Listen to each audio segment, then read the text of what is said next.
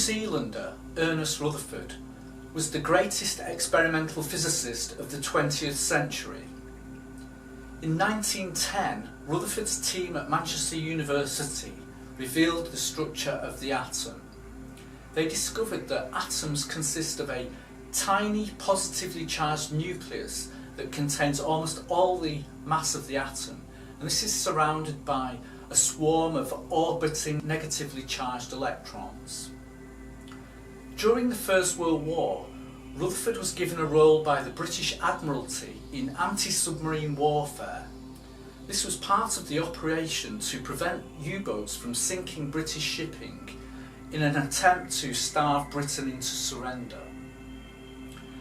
But in 1917, Rutherford missed one of the meetings of the Admiralty, and he sent them a telegram to explain his absence.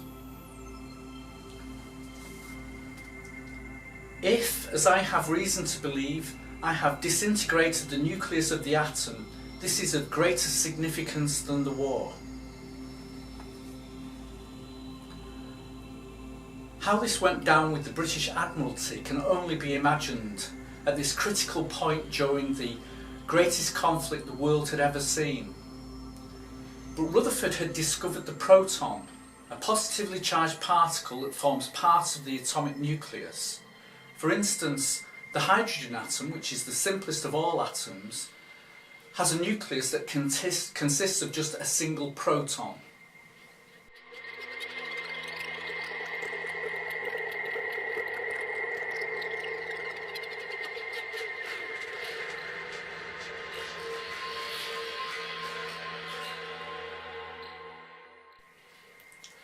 Following the First World War, J.J. Thomson and Francis Aston in Cambridge University invented the mass spectrometer.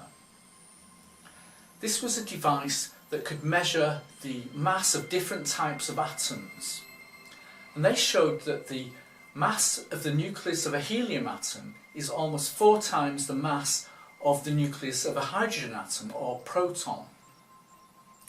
And this work led to 2 profound predictions that were made in the year 1920. The first of these was made by Rutherford, who by now had also moved to the University of Cambridge. And Rutherford reasoned that if the nucleus of a helium atom was 4 times the mass of a proton, yet it only had twice the electric charge of a proton, then perhaps the nucleus of an atom could be formed from 2 types of particles. One of these was the proton that he had recently discovered, and the other would be a particle with almost the same mass but without any electric charge. This neutral particle Rutherford named the neutron. Rutherford's team searched for the neutron over the course of the next decade, but without any success.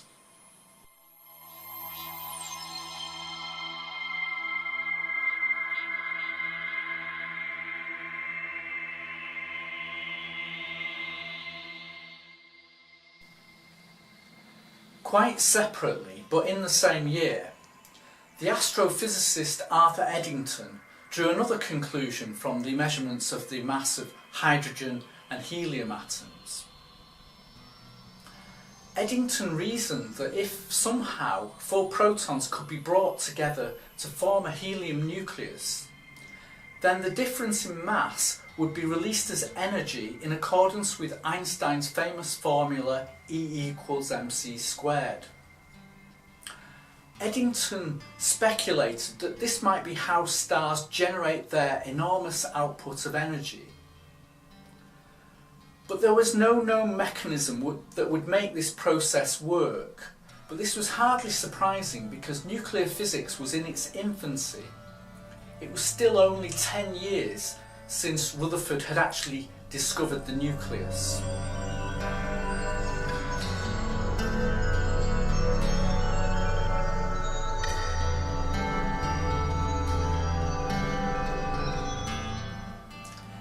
In 1932, Rutherford's colleague James Chadwick made the discovery that would change everything. Chadwick had finally tracked down the neutron, and this would open up the study of nuclear physics. Now, chemistry is about the interactions of atoms and the bonds between atoms. Chemical reactions are all about the exchange of electrons between different atoms. Nuclear physics is about the study of the structure of matter at a deeper level, the atomic nucleus. And Chadwick's discovery of the neutron would open up technological advances over the course of the next couple of decades that would have many implications both for good and for ill. Nuclear reactors would be created in the next few years, along with nuclear weapons and nuclear power. But there would also be nuclear medicine, nuclear isotopes used both for diagnosis and for therapy. There would also be radioactive dating, carbon dating for archaeological remains, but also the first possibility of accurately dating the Earth using isotopes of uranium and other elements. And this is how we know that the Earth is 4.543 billion years old.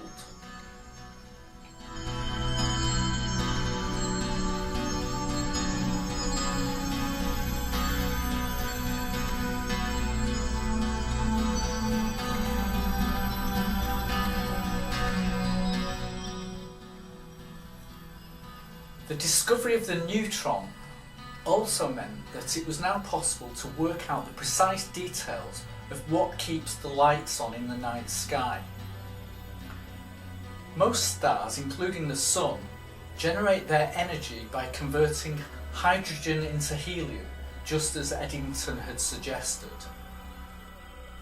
The main process by which this takes place is known as the proton-proton chain.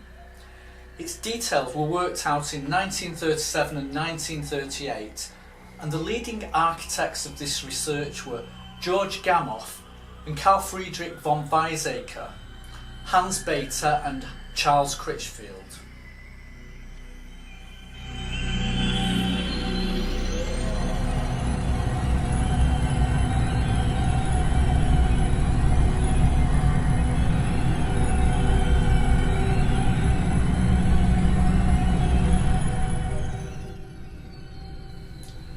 The Sun is a huge ball of hydrogen and helium, but the temperature at its core is about 15 million degrees, which is far too hot for atoms to form. So the Sun consists of hydrogen nuclei, or protons, and helium nuclei and electrons that all move around at high speed but independently. So they're continually undergoing high-speed collisions. The first step in the proton-proton chain is when two protons collide and simultaneously one of the protons undergoes a very improbable interaction. The proton converts into a neutron, and the newly formed neutron binds to the other proton to form a deuteron, which is the nucleus of heavy hydrogen or deuterium. And simultaneously, when the proton transforms into a neutron, a neutrino is emitted, and this passes through the star and disappears off into space. At the same time, a positron is emitted, and this is the antiparticle of the electron, and almost immediately the positron meets an electron and they mutually annihilate and form a pair of gamma rays.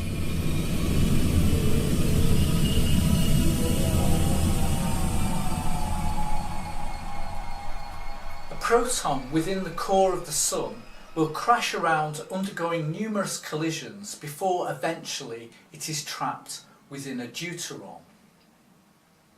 Typically, it will take around 5 billion years for such an interaction to occur. And this is because the process by which a proton transforms into a neutron is controlled by the weak nuclear force, and the weak force really is exceedingly weak. But this is great for us because it means that the Sun will fizzle away and emit light for around 10 billion years in total.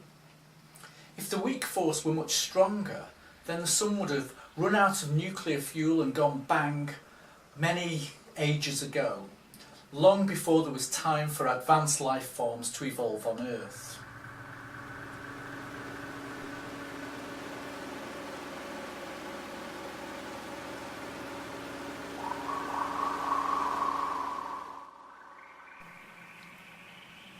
The subsequent steps in the proton-proton chain occur much more rapidly. The deuteron, which is formed of a proton and a neutron, almost immediately collides with another proton, and they fuse to form a nucleus with 2 protons and 1 neutron, which is a nucleus of helium-3.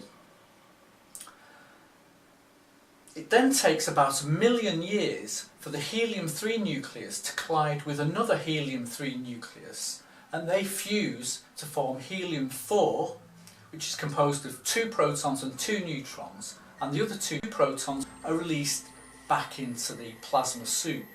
And the reason why it takes about 1 million years for the collision of 2 helium-3 nuclei is because they're diluted by all the other hydrogen and helium-4 within the nucleus, so it takes a long time for them to encounter each other. But this final step, which produces helium-4, is the step which generates most of the energy from the proton-proton chain.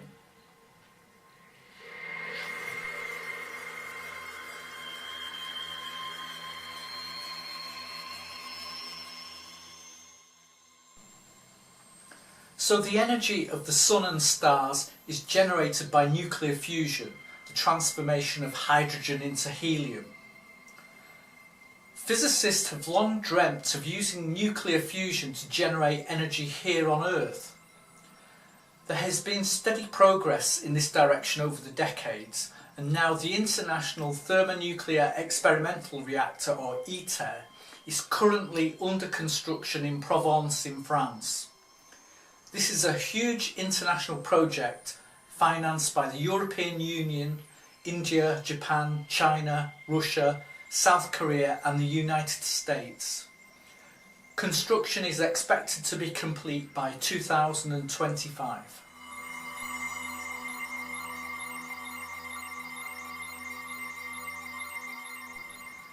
Meanwhile, a number of smaller scale projects financed by private companies have taken off in recent years. This remarkable machine was designed and constructed by a Canadian company called General Fusion.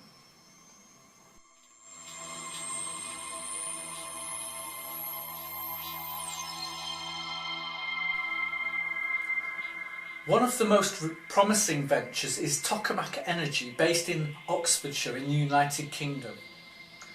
The research by Tokomak Energy is based around confining hydrogen plasma within a compact device known as a spherical tokamak using extremely powerful magnets. It's a barrel-shaped device about 4 meters tall by 2.5 meters wide, containing about a cubic meter of plasma. By summer 2018, Tokomak Energy's ST40 device had achieved temperatures of 15 million degrees, which is the temperature at the centre of the Sun. The company aims to dramatically increase this to around 100 million degrees within the next couple of years, and to demonstrate controlled nuclear fusion by 2025. The ultimate goal is to make fusion energy a commercial reality and supply electricity to the national grid by 2030. So in just a decade's time, the electricity powering your electric car might be generated by an artificial sun.